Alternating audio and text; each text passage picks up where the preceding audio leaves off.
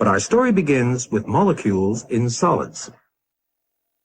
You've probably noticed that everything in the universe fits into one of three categories. It's either a gas, like the delicious vapor just now floating up from your soup, or a liquid, like the soup itself, or a solid, like your soup spoon. These are the three states of matter: solid, liquid, and gas.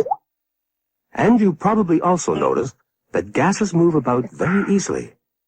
So do liquids. But what about solids? Do they move about easily? It certainly doesn't look as if they do, does it? Not of their own accord, anyway. But the funny thing about matter is that it never stops moving, even when it's in a so-called solid state. Strange as it may seem, even things that aren't moving are moving. It's just that you're too big to see what's going on. Now, if you could shrink, and shrink, and shrink, eventually you'd be small enough to go to the dance. Yes, the dance. Every supposedly solid and motionless object, including your soup spoon, is in fact teeming with billions and billions of little lumps of matter, all dancing about as fast as they can. Don't be afraid. Come in. There's plenty of room. Join the dance. The steps are easy to learn. Each little lump keeps moving towards its neighbor and then springing away. Let's zero in on that couple over there and see exactly how it's done, in slow motion. Molly and Marvin attract each other. Come closer,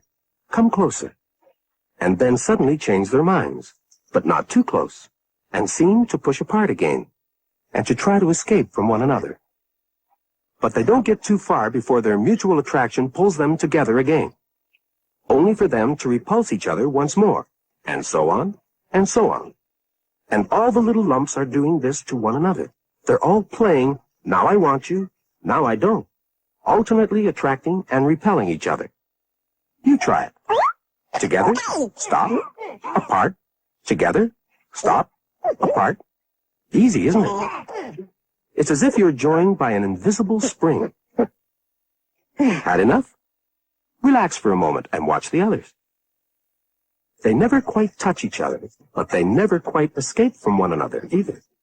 And when you look at a whole lot of them doing it, you see that they make up a kind of lattice work.